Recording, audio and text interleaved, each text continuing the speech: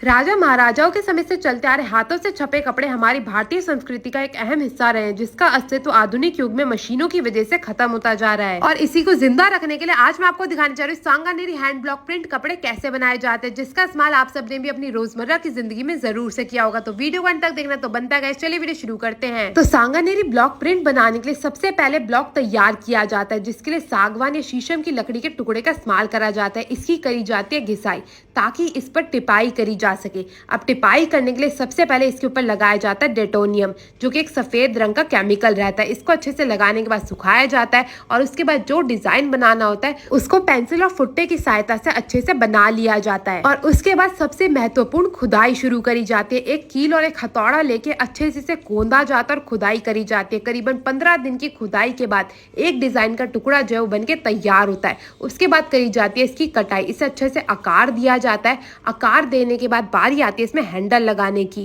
ताकि प्रिंटिंग तेजी से और आसानी से की जा सके। यहाँ पे अब हैंडल लगाने के बाद इसकी करी जाएगी घिसाई, ताकि जो भी प्रिंट करे उसके हाथ में लकड़ी ना चुभ सके। तो यहाँ पे अब ब्लॉक तो बन के हो चुका है तैयार। अब तैयार कराते हैं कपड़ा, तो जिसके लिए सबसे पहले बड़ी सी मशीन में लिया जा रहा है ढेर सारा पानी। और अब सबसे पहले कपड़े में से मांड निकाली जाएगी, जिसके लिए यहाँ पे आप देख सकते हैं बिल्कुल सूती कॉटन का कपड़ा लिया जाता है। उसी से जो है सांगानेरी ब्लॉक प्रिंट तैयार होता है। यहाँ पे आपने ज्यादातर देखा होगा इसी कपड़े से चद्दरें, साड़ियाँ और यहाँ तक कि आपके घरों में इस्तेमाल होने वाले रुमाल भी इसी कपड़े से बनाए जाते हैं। तो सबसे पहले दो बड़े बड़े रोलर वाली मशीन पर अच्छे से इसे लगा दिया जाता है। अब इसमें डाला जाएगा ढेर सारा केमिकल। इसी केमिकल की सहायता से सारा का सारा जो कपड़े में से मांड होता है उसे निकाला जाता है। तभी तो भाई प्रिंटिंग आसानी से की जा सकेगी। तो ये केमिकल डालने के बाद इस मशीन को कर दिया जाता है चालू और इस कपड़े को करीबन 12 से 13 बार इसी पानी में अच्छे से धो के साफ करा जाता है। और इसी दौरान इसका जितना भी मांड होता है वो निकल जाता है। और जैसी मांड इस कपड़े से निकल के बिल्कुल कपड़ा साफ हो जाता है, उसके बाद इसे निकालने का कार्यक्रम शुरू करा जाता है।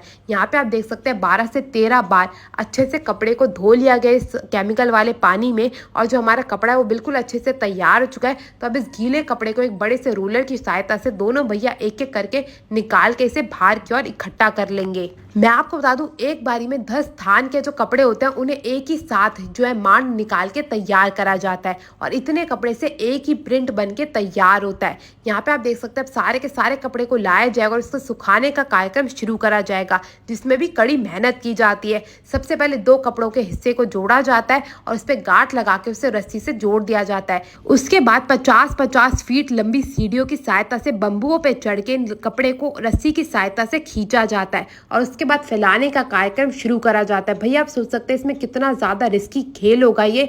कोई भी अगर गिर जाए तो भैया उसका बचना है नामुमकिन। एक एक करके सारे के सारे कपड़े को अच्छे से इसी प्रकार से फैलाया जाता है और उसके बाद सूखने के लिए छोड़ दिया जाता है। जैसे ही कपड़ा सूख के तैयार हो जाता है उस पर करी जाती है प्रिंटिंग शुरू। यहाँ पे आप देख सकते हैं ब्लॉक से सबसे पहले एक रंग का प्रिंट करा जा रहा है। इसी प्रकार से पूरे के पूरे कपड़े पे एक रंग का प्रिंट करा जाएगा। उसी के बाद बारी आती है दूसरे रंग के प्रिंट की, तो उसी कपड़े के ऊपर दूसरे रंग का प्रिंट करा जाता है और उसी प्रकार से बार बार प्रिंट करके अलग अलग रंग का प्रिंट करके जो है हमारा कपड़ा तैयार होता है। यहाँ पे आप देख सकते हैं कितनी मेहनत के साथ, और करीबन 10 दिन लग जाते हैं एक कपड़े पे प्रिंट करने में, तब जाके हमारा एक कपड़ा तैयार होता है। उसके बाद उसको सुखाने के बाद दोबारा से यहाँ पे लाया जाता है धोबी घाट में और इसको डाला जाता है तेजाब वाले पानी के अंदर, ताकि इसका रंग पक्का हो सके। यहाँ पे आप देख सकते हैं एक एक करके सारे के सारे कपड़े को डाला जा रहा है इस तेजाब वाले पानी के अंदर। इस पानी में बड़ी सहायता से 2 घंटे के लिए इसे छोड़ दिया जाता है, ताकि जितना भी रंग है वो अच्छे से पक्का हो सके।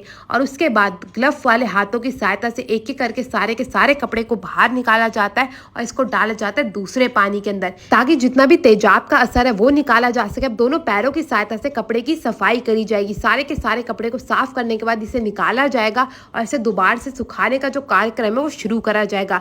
यहाँ पे आप देख सकते हैं कपड़ा बिल्कुल साफ हो चुका है। अब इन सारे के सारे कपड़ों को यहाँ से ले जाया जाएगा एक बड़े से मैदान के अंदर, जहाँ पे इन्हें सुखाने का जो कार्यक्रम है वो शुरू करा जाएगा। जिसके लिए सबसे पहले एक एक कपड़े को लिया जाता है, थोड़ी थोड़ी दूरी में पटक दिया जाता है और उसके बाद एक एक करके हर एक कपड़े को अच्छे से फैलाया जाता है, सुखाया जाता है और सूखने के बाद दोबारा से इन्हें फैक्ट्री में भेजा जाता है, जहाँ पर इनकी चद्दरें, साड़ियाँ, सूट बन के तैयार होते हैं। तो आप भी इस कारीगरी को जिंदा रखने के लिए इस कपड़े को जरूर से खरीदेगा। और अगर ये वीडियो पसंद आए तो अपने दोस्तों शेयर करना मत भूलना। इसी के साथ मैं आपसे मिलूंगी अगली वीडियो में। तब तक के लिए टेक केयर, गुड बाय।